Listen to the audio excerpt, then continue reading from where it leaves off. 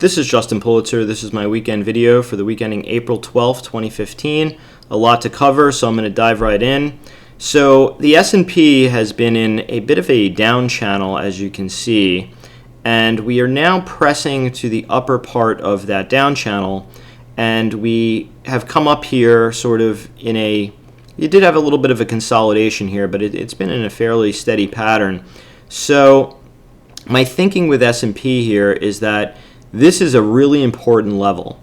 If we can punch through there, then I would say that we can start filling up the triangle with targets up to 211.27 and then to the all-time high up here at 212.24. And you guys know that I've been discussing possibly getting to the 1.618 Fibonacci extension of the entire move from the 2007 high to the 2009 March lows all the way up till here. And depending on how you measure that Fibonacci extension, I won't bore you with how to do it, but that level starts becoming 213.4 on one time frame, and then also 214.17, so roughly up close to 214 is that full extension. It's possible that we do wind up punching through there and getting to this up channel line, which is up around 215, 216. It could even be higher if it takes a while to get there. But I do think that this area is going to be a very large area to sell the market and take some profits. It is potentially possible we have some type of a real blow off top and the market just goes completely vertical like has happened in China and we just go up and up. But those areas to me would be an areas to really either look to book profits and sell your out of longs or to initiate right or right out shorts. Speaking of right or right out shorts, this area, assuming there's no gap, if we do gap on Monday above there, I'm not so sure that that would be the same setup. But if we open up relatively flat and we have a bit of a liquidation break early and it's below the overnight low or below the opening 15-minute range, you could do a right or right out type of a short for some type of a peel back. And that to me would be a viable trade. Let me just remove this. Now I'll leave it here for now. We don't need it at the moment. But you can see that that would be an important area. So anyhow, the market has been exhibiting some important strength. It's been in a very choppy fashion. As you know, I've been discussing on the stream that the MOC, which is just the market on close order imbalance, has been to the sell side almost every day. The days that it is up, it's like what I've been referring to is the dollar menu, which means below $100 million worth of stock to buy. And on days to sell, it's been like 300 million, 4, 5, sometimes even over $1 billion. But I do see a couple of encouraging things. One, we're over this dump bar day this dump bar's day high of day, and we are also, as you know, I keep beating this drum because it's so important. We are into the upper distribution of prices, which is really, really key. You can see here in the volume profile. Here, we are through the meat of that upside resistance, which really gets going here in the 108s here, and we are coming into a little bit of overhead supply here, but it's not massive. Like, we don't have all these dead bodies, so to speak, above us. We have more clear territory. We are in a responsive market, and people tend to sell reference points, so that's why I had discussed these highs being an important level, and this down channel high. You can see we closed basically right up against it on Friday. It would not shock me to see some type of a rollback move, potentially even down to 207s, but I do think, though, as long as we have broken over these highs, and you can see there was a lot of chop with topping tail resolution, as long as we're really above this 208.61, which was this gap day, high of day, I think anything above that area to this 208.97 still portends for higher prices as bullish. Anything below there gets to me a little bit more bearish. I wouldn't say bearish, but choppy. I mean, it shows that the channel pattern is holding and that there's potentially risk down into these, middle distributions at the very least. So I'm going to be looking for some type of a gap here. If we do gap up above, is it going to be a gap and go? Is it going to be a gap and crap, so to speak, or just a gap and hold? I don't like to anticipate. I just like to be prepared, and I will be using gap rules with opening balance, high of day and low of day as the important points. If we get over that high of day, it's probably more of a long up to these reference highs. If it's a gap and we get below the low, it's probably going to fill and maybe even go a little bit further. But I would say that the bull case isn't, all hope isn't lost. There is potentially possible for that move up to those extensions. If there is type of a pullback, we know now, we of course know the levels. It's this 208.97. It's this gap day's high of day, that 208.61, all the way down to 207.84, which is now roughly coincides with the 50-day moving average. That would be me to be a great right or right out type of a long for a bounce if we do wind up having some type of a pullback, at least initially. If we wind up being a little bit weak, we know that the 100 MA has been very prominent, and look where that coincides with currently, roughly around that 206.42, which was this breakout high of day. It's also a range distribution node, and also a high volume node. You can see down here this area starts to pick up. So if there is some type of a violent, or I should say more violent pullback, we know the reference areas to buy the dip, so to speak. So that is SPY. Some of the things that I've been noting that have been relative strength, and I still think portend well for the markets, is the relative strength in IWM. I'm going to give you both the bull case here and the bear case setups. We did have a big down day here, and I think a lot of media gave a lot more attention to this down move than I really think it warranted, because if you look, we are still within an uptrend, within an up channel, and this dump bar it didn't get below there. You can see the next day prices did test lower. It didn't sustain there. It wound up still closing just above that channel, and then we were back off, for higher prices. We did have a pullback here. You can see it held again, and now we've just been in this wedge building pressure to the upside.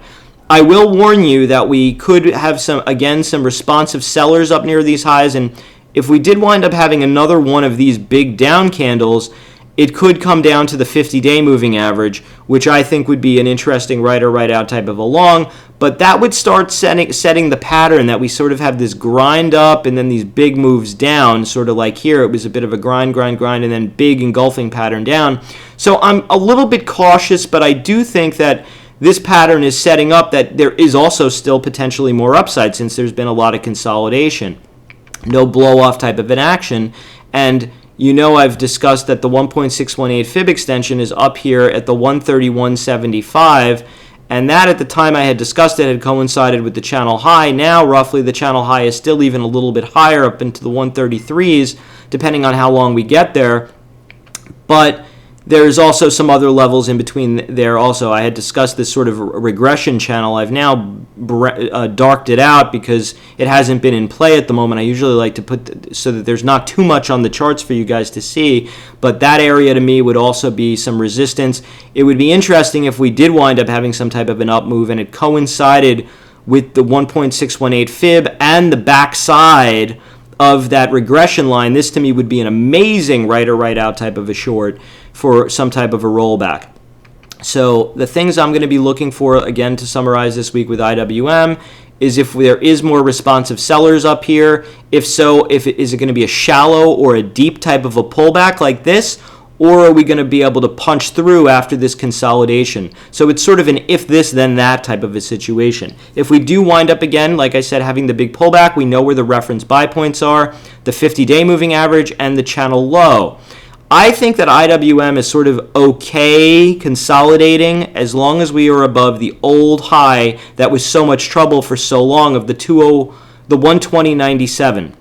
As long as we're above there, I think that we're still in the upper distribution and that the path of least resistance is kind of higher, or at least, at the very least, you can play long on dips. If we start breaking that area and we break the channel, then it starts getting iffy. We could start seeing the 119s and even, oh God, say it again, say it ain't so, the 117.37, which has been such an important level in the past. But as of now, like I said, cautiously optimistic. Want to see what happens with this reference area. Are we going to have responsive sellers, or are we going to get through? That to me is very key. The jury to me is sort of still out. Anyone who's been following me knows I'm a little bit iffy and cautious on the market as of now, and I'm sort of just playing very opportunistically. I've been saying play with smaller size, play with smaller time frames, and sort of have more sort of smaller time frame price targets, meaning like if you're looking normally for like a 10-point swing, maybe you look for like a 3-point swing and just aim small, miss small. So Qs here are forming a little bit of a W pattern. You can see that these lows were sort of looked below but held, and then they rejected with a move back up higher. I think that Qs are still in the upper distribution and strong as long as we're above this 106 quarter, with give really kind of down to this 105.26, and then the next really reference is 104.58. So you can see that those distributions and this uptrend line held with a bit of look below and prices quickly rejected. So this to me is a sign of a little bit more bullishness, although like I said, I'm still a little bit cautious overall on the market, but it's encouraging price action for the buy the dippers. We are still kind of making lower highs, so I would love to see this do something like punch through, but I don't think that the Qs are showing that there's tons of weakness in the market. If there was, and we were in an initiative type of market as opposed to responsive, I think this area would have given. You could see we tested it initially, we tested it once, we tested it twice, three times was a charm, it rejected and we went higher. So I do think that as long as the Qs are above this 106.82, I think that this to me would be the first line in the sand, this 106.25 to 106.82. If we get below there, we could get a little bit more squirrely price action in the Qs. So that would be more cautious to me. VIX confirming. We are looking below the sort of the trend line. We're back down here making, let's see, did we make a lower low? This is 1251. Yeah, actually VIX made a lower low off of off of an equal high, a lower high, and now making a lower low, which portends again well for buy the dip types of scenarios. The big caution to me, again, would be if we take out this double high, like if we have some type of weakness early in the week and this like rockets up, I do think that this 117.20 is a key level. If we get above that, then, things I think are getting more squirrely. And I've discussed these levels in the past. These are really the pass, don't pass line for me for deeper corrections. And you can see when we've gotten through them the last time what really goes on. So that is the 1757 to 1785. Anything below there, I still think the market is sort of more healthy than not. But I don't necessarily know that this narrow band would hold it if we did come up over this 1720, because I think a lot of people are watching this double top. If that happened, I do think that we would get to the downtrend line, which is roughly in the 18s right now. If that breaks, then we're looking at 20s. But let's look at what actually is happening, not what might happen. We are making lower lows in VIX. But as you can see, there isn't that much more room lower to fill up the triangle. So if there is some type of a pop, you might want to be looking to book some profits into it, considering this low here was 1153. And we know that the lower digits in VIX are usually areas where corrections happen. TLT in a downtrend sort of consolidation pattern here. I don't even really know what to call this. It just looks to me like a bit of a bull flag, actually, and we're just sort of hovering under the, we keep touching the downtrend line. The more times this touches, the more potential for higher. My thinking on that might be because the Fed is likely on hold. Last week, I had discussed with you guys that we had really muffed the job numbers. They came in at 126,000. The expected was 246,000. We had the Atlanta Fed lower that first quarter GDP estimate to 0. The labor participation rate I had said was the worst since 1978 at 62.7%. And I've been thinking that, the Fed given this data, shouldn't be raising rates. They should actually be lowering rates. So I think it's going to be really difficult for Premier Yellen, Janet Yellen, the head of the Fed, to start wanting to raise interest rates with cruddy economic data until she sees, in my opinion, at least 2 or 3 more prints. So I don't necessarily know if there will be any rate increases this year. If there is, it'll probably be in maybe the late summer, possibly early fall. And if that happens, she's going to do everything to let everyone know that it's just sort of a symbolic rate hike. Maybe it's a 1/4 point, but the Fed is going to really be data dependent. I think you're going to just keep hearing this data dependence and a dovish Fed for quite some time. We are coming into an election year. I don't like to be too much of a conspiracy theorist, but Janet Yellen's a woman. Hillary Clinton's a woman, Janet Yellen's a Democrat, Hillary Clinton's a Democrat. Maybe there's a little bit of, also Janet Yellen grew up in Brooklyn. Hillary Clinton's headquarters are in Brooklyn. Maybe, there's some sympathy there and she wants to help Mrs. Clinton get elected and keeps interest rates low for a long time. I know the Fed isn't supposed to be politicized, but as we all know, it has very, very much been politicized over the last few years. Anyhow, if rates do wind up coming, or if bond prices do wind up coming down with rates increasing, we have some important key levels here. There's a gap to fill down here. But, keep in mind, we are still really, really high in terms of the prices of these things. Think about in the heat of the 2009 crash, the high that the TLT ever got was 123.15, and we are still well above there. So interest rates are really, really low at the moment. So, yeah, there's room for this this could easily still pull back and still be way overpriced. But, I would be watching this down channel if you're playing TLT. You probably don't want to be long until a punch through it. Then if you do, then you could play for higher. I've been thinking more for lower. I think put ratios in TLT are really the better way to play it. But I don't really see rates really going wild to the upside as long as, this data comes in bad. I think that the Fed is really going to be on hold. IBB, the 50 MA has been the hold for quite some time. It's been in an up channel within an up channel for quite some time. I do think that if there is some more rally, and there really probably is, because there is, these reference highs up here, also the channel high. If that happens, it might be a right or right out type of a situation. Maybe if we fill this gap for some type of a short, for some type of a pullback. If this does wind up doing something like we had this rally and then it knifes down big with like one of these candles here, and we start coming down and breaking the 50-day, then and snapping the up channel within the up channel, then I think you can play for a move, maybe even down to the channel low, which is currently in the 288s. There are some levels in between there. I don't know if I would really be playing for this so easily. I think that the 200 would come into play, and I actually think that this low, this 305, was some big consolidation area. It's also the volume distribution here, really for the gateway lower. I do think that area would have some price memory somewhere between that 212 and 205.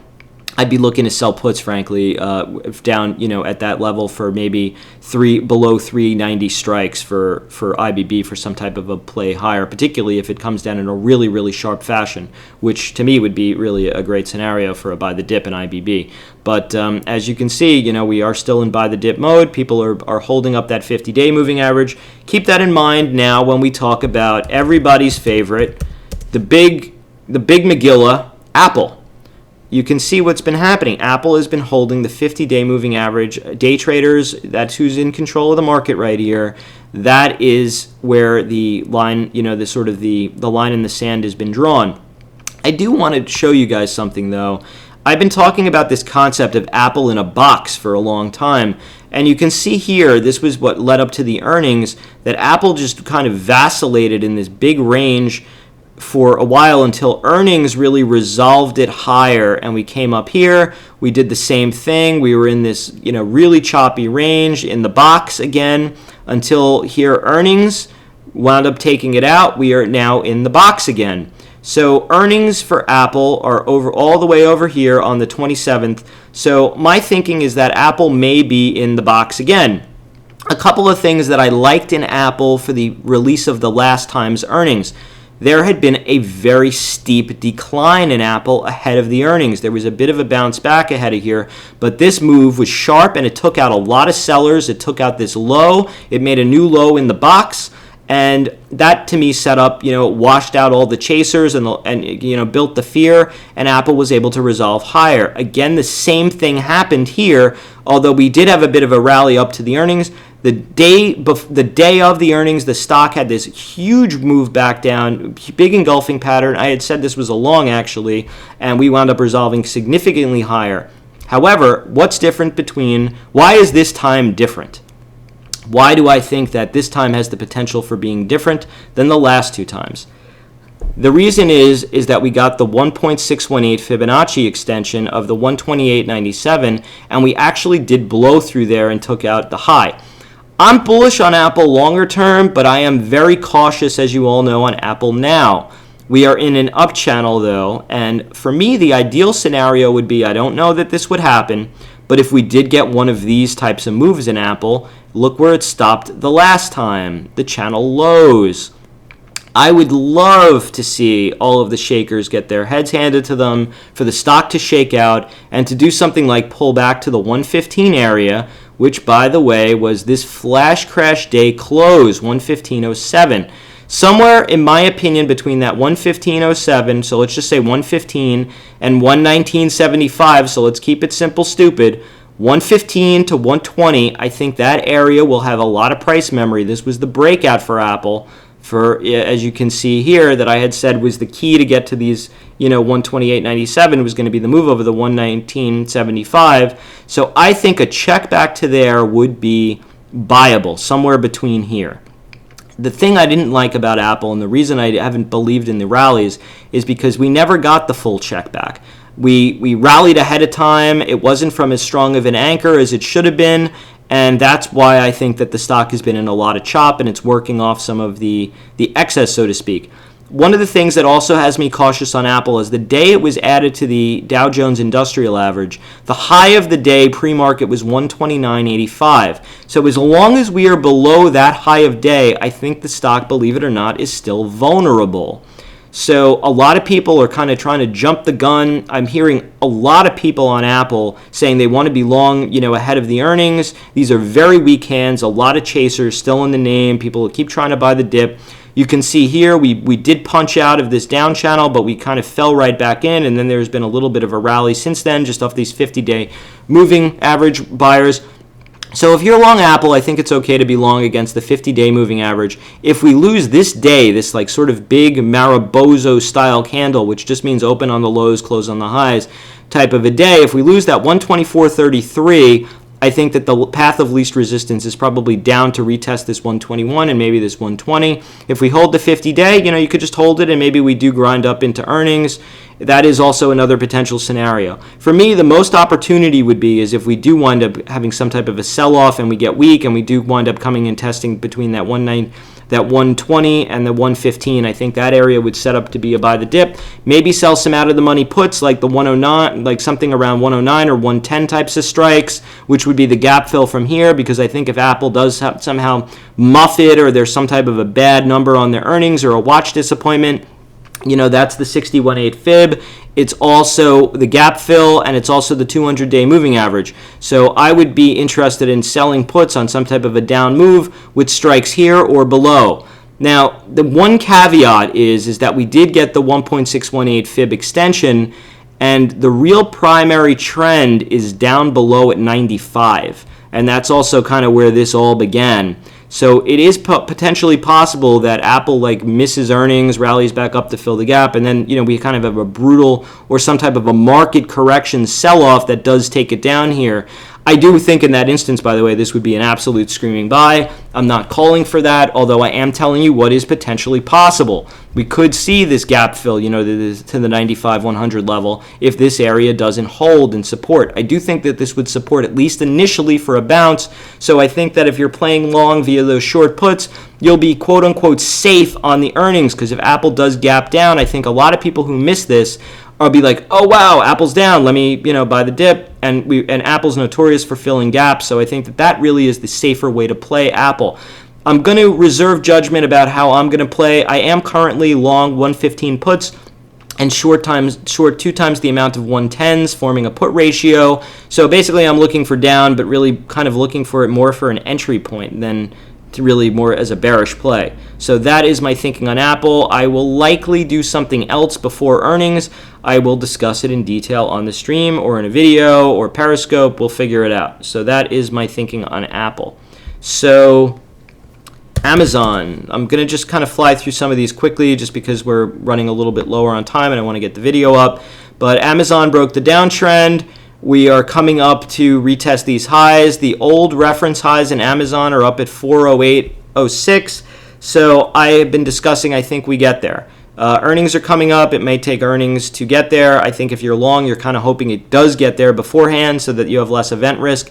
Amazon, if there is some type of a pullback, I would love a row type of a long, right or right out, off this 20-day, 50-day moving average confluence with also the backside of the prior downtrend. So if we do get down here around the 374s, I would be looking to be like right or right out. It's also sort of the midpoint of the range and, you know, the tops of these bars. So that to me would be a great right or right out point. If we fail, then we're probably going to come back down. So that is Amazon.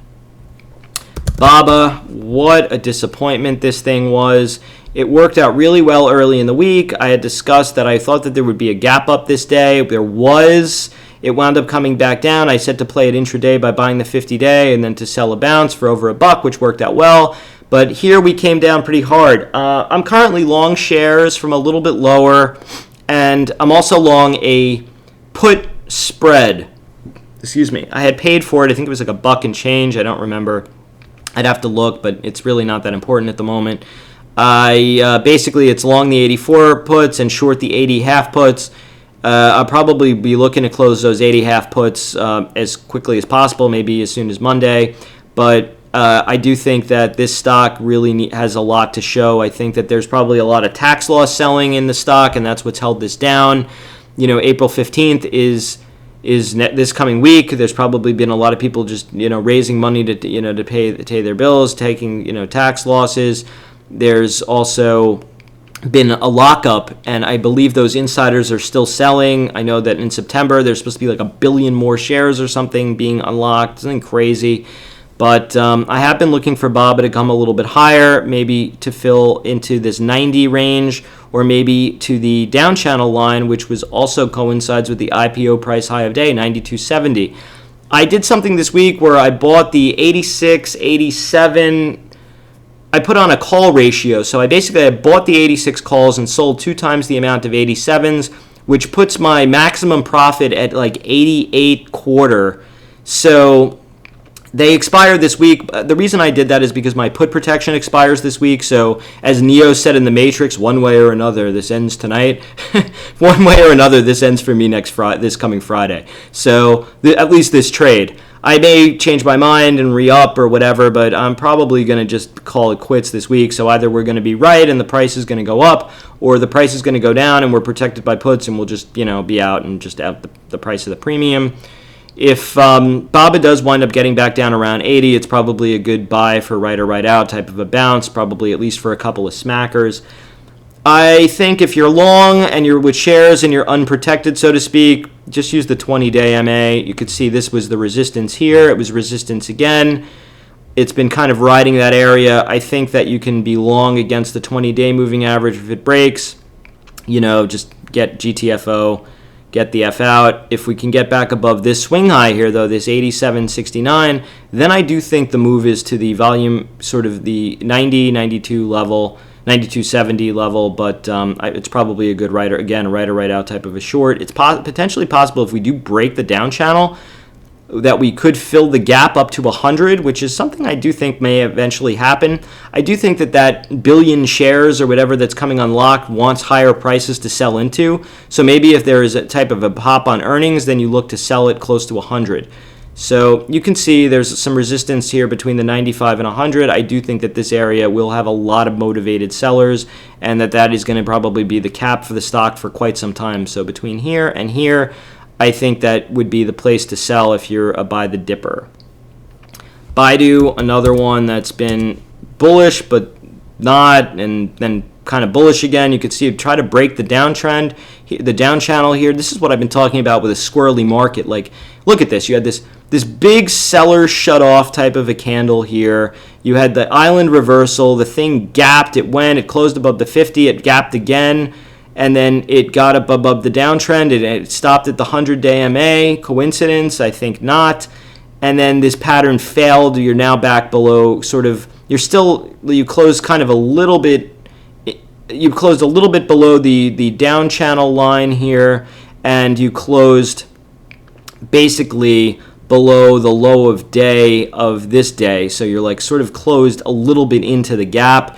This to me, this is just showing you that there's a lot of chop in the market, and that, you know, downtrend breakouts aren't necessarily, you know, going to be the quote unquote sure thing. I actually think, though, that the pattern is starting to change here. Believe it or not, you can see we're making higher highs, and moves down into this level here have been buyable. I had been looking for the stock to come down and retest the earnings gap after hours low, which was 91, which was also a bit of a mini gap fill. Somewhere between there and 94 I thought was a decent buy. I still do.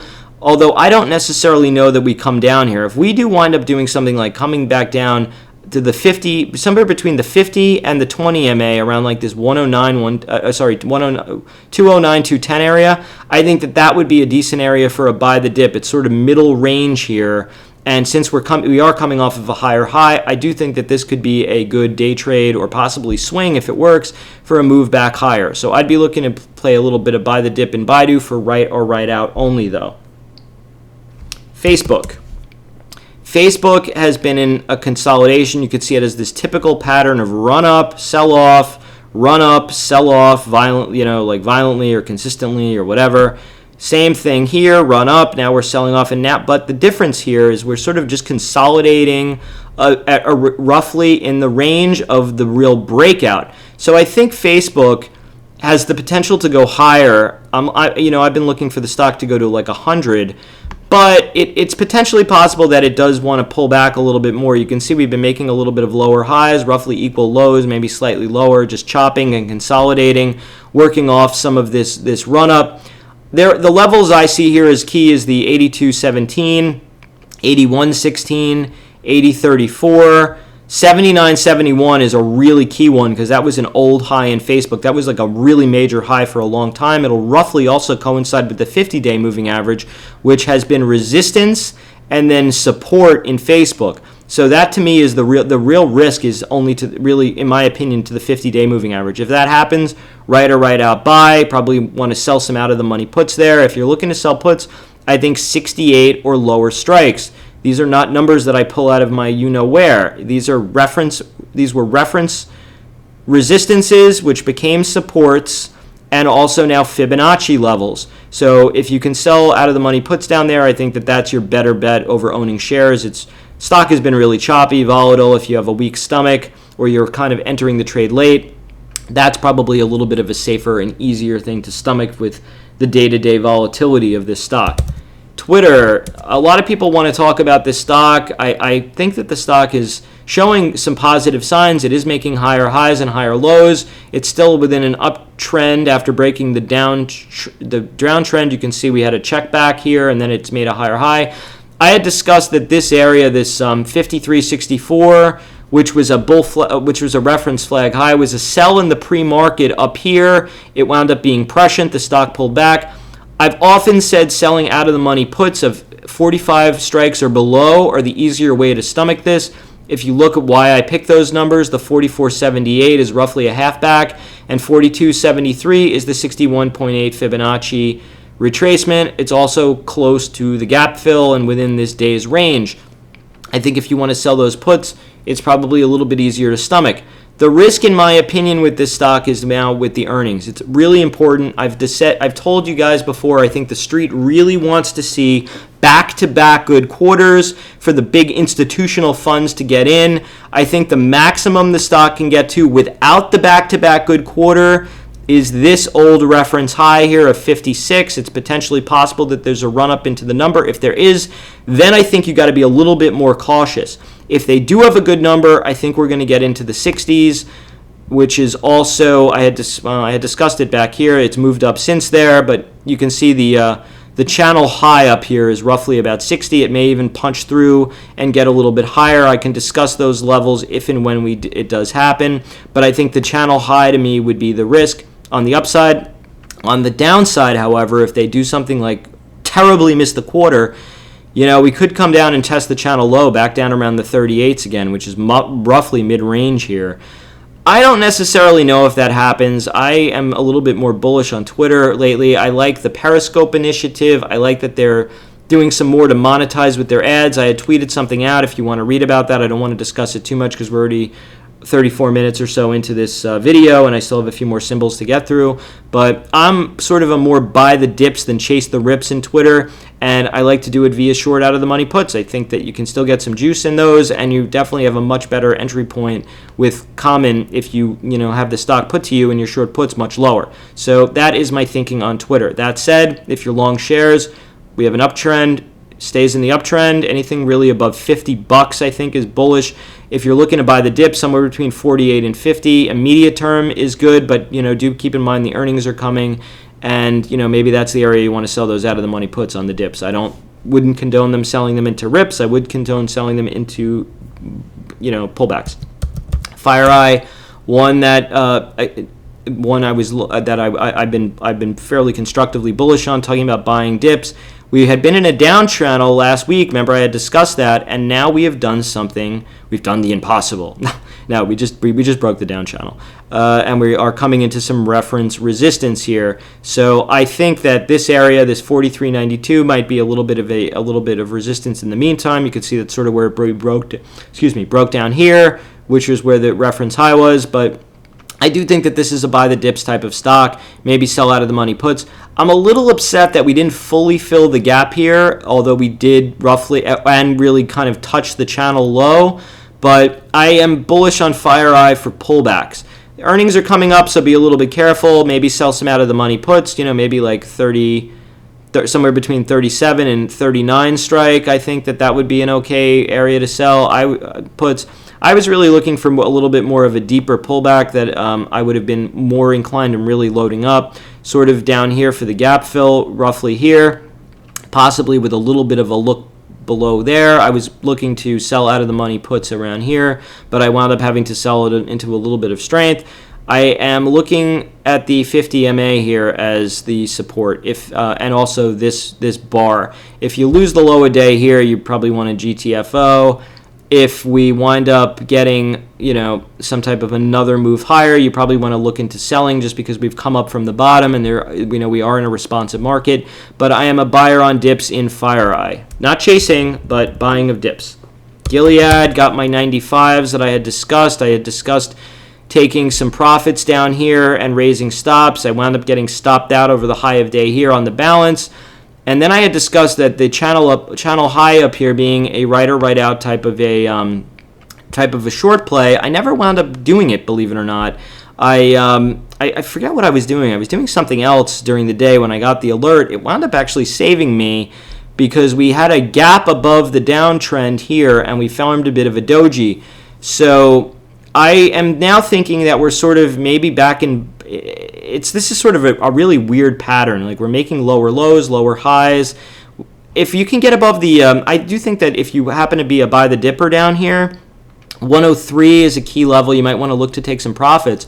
But if we do get above this reversal bar day, this 103.11, then I think you could potentially come up here to the 105s and maybe even 108s to fill this gap. This is really like 107-ish. But I do think that could be in the cards if the earnings here are good. Longer term, I'm bullish on Gilead. I prefer buying it on dips rather than chasing rallies. You can see rallies here were met with selling. So, what I would really ideally like to see with Gilead, if you're bullish, is to see it take out this high, come up here, then do something like pull back and make a higher low for once instead of a lower low, and then rally up and take out that high, and then I think it's really the stronger buy. So you might want to see something like this, come up here, maybe you find some responsive sellers at the highs, then come back, maybe check back to here, or maybe even a little bit lower, but still with a higher high, and then rally and take out that high, and then I think you got a really solid runner on your hands. So let's look to see a higher low in Gilead before really super duper chasing. I do like, though, if you want to play right or right out long against low of day on Friday, which is 101.06, so roughly around 101 and let's say 100. I think if you want to be long against that, it's absolutely fine. Anything below there starts getting a little bit more iffy. So let's say 100 to 101.06 is okay to be long. Anything below there, we're starting to get a little bit more cautious. So Gilead, okay for right or right out long here. For me, if you want to go, for small size here, if you want to go big size, then I think it would be safer to see that higher low. Google. Google broke down, has a bit of a check back, now just sort of hovering. To me, looks a little bit weak. I would want to see it over the 50-day moving average and back over this downtrend for me to be more bullish. More specifically, it's still above the 540-541, so it's not really all is lost bearish, although if we now break that, I would be looking to maybe play it short for some type of a move even lower, for like something down to the 61.8 fib or somewhere between there and the gap fill, where I think it could set up for a nice long into earnings, which would be somewhere between 526 and 513. If it does wind up getting strong and we do power back up and we are above the 553, if we could get back above there, then I'm starting to think a little bit more bullish, because this was sort of the resistance here. It wound up coming back and being support. Now we're back below that. So I'm thinking right or right out short here. If not, then I think the stock can go higher again. But I'm very cautious on Google. Netflix reports, I think, next week. And I had discussed this 412 area being important. I had been long a put ratio. I was actually long the 390s and short the 380s, which coincidentally was down with the 61.8. We never got it. Those wound up being zeros. No big deal. I got it on fair credit, so it was a cheap play at some type of a lower price for for an entry. But we wound up breaking the down channel. Think of Gilead. Look at this doji. It looks kind of similar. So Gilead might have this type of price action. That's why I said right or right out, with the low of day, being the stop for this type of a move. So you can see now we had a gap on Friday above the 50-day moving average, but we are starting to come into some resistance areas, some reference kind of breakdown areas. You see this was sort of the breakout and then the breakdown. So I'm a little bit cautious. I was really actually hoping Netflix was going to continue weaker into earnings and then set up for a long. I think that this could be some type of a gap and crap if we do wind up really getting, strong into the print. Like if we get a short squeeze into the print, it could be like a gap and flop if that's the case. Although if I were currently long, I'd be looking to trim and trail a little here and then maybe hold the rest for a retest of the highs. That could potentially happen in the next couple of days. If we do wind up coming back down a little bit and getting a little bit weaker, then maybe, we could be setting up long for Netflix. I will talk about some Netflix trades for earnings on the stream. I don't want to front run it now because there are a couple days until then. So let's just see how the stock trades until I kind of like to wait until fire till you see the whites of their eyes. And we're not seeing those whites on Sunday night for sure. But I do think that Netflix, you might want to trim and trail a little bit into strength if it's really strong into the number. I have discussed that I do think Netflix has the potential to see the 1.618 fib extension close to 600 if they have some type of a good print. This is really not that terribly bearish of a pattern. We rallied up, it came back down, it roughly held the gap. Now it's coming back up. So Netflix to me looks a little bit bullish, frankly. I will be playing it probably for earnings somehow. I haven't decided yet just how. Price line, really choppy. It's sort of like trying to form a bit of an inverse head and shoulders here. You can see this would be the left shoulder. This might be the kind of the head, and now we're sort of forming here. There would be a potential, I think, to a move up to the down channel line here, which is roughly where these highs were. So that if I were long, that's what I'd be looking for. If you want to play this as a right or right out trade, maybe against the 50-day, you can see it roughly. It didn't really fully check back there. It did hold the 50% fib. If we do wind up coming back down there, I think that the real risk is to the 61.8 at this point, which is 1,096. I do think that there would be some interested buyers there, although it would be a little bit of a negation of this pattern and forming lower lows, so it would just be for a bounce play. But if we do wind up like chopping the next few days, I think a move over these highs here could get that extension up to the down trend line. That is what I'm thinking with price line at the moment. And considering how strong Expedia has been, this is up making new highs. So is Priceline really that much worse? I don't think so. Tesla. All right, so I had discussed last weekend that I was, for the first time in a long time, getting bullish again on the stock. And I entered myself into a long position, and wow, look what we did. We came up to the down channel line. It looked above. It kind of failed a little bit. The next day, look above still and failed, but holding really roughly around the 50-day. I had discussed if you missed Tesla this day, the buy was on the 50-day. And now we had a gap over and hold, and we've been kind of slowly grinding with the squeeze up. I think if the stock is going to go higher, it's probably going to get up to this 225, 220 area. And then I think you kind of have to start thinking about pulling the ripcord if you took this trade for booking some profits. We do have earnings coming up. The one thing that I think is really on the bull side for the earnings is they sort of had a pre-announcement, Musk, and they said that the numbers are good, so that takes, I think that there could be a squeeze into the earnings. Like the stock could keep rallying up to the earnings because, you know, the shorts know that they're not going to be rewarded because we already know the number. We know they're going to be good. I think the guidance is going to be very important, though, and that is where the risk is for the bulls. Also, there's probably going to be some type of a capital raise at some point. Elon said he wasn't going to do it via common stock. I don't know what they're going to do. Have to see how dilutive that is, but if the stock does rally up, you know, into this area, I'd be looking to book some profits. Anyhow, that's my story. I'm sticking to it. If you have any questions, please tweet me, my handle, and please follow me on Twitter. My handle is @JustinPulitzer. If you like this video, please hit the like button down below. Much appreciated. Always like to hear comments and feedback. And we will be doing a Periscope session, a live Q&A again on Wednesday. So let's have a good trading week, and cheers.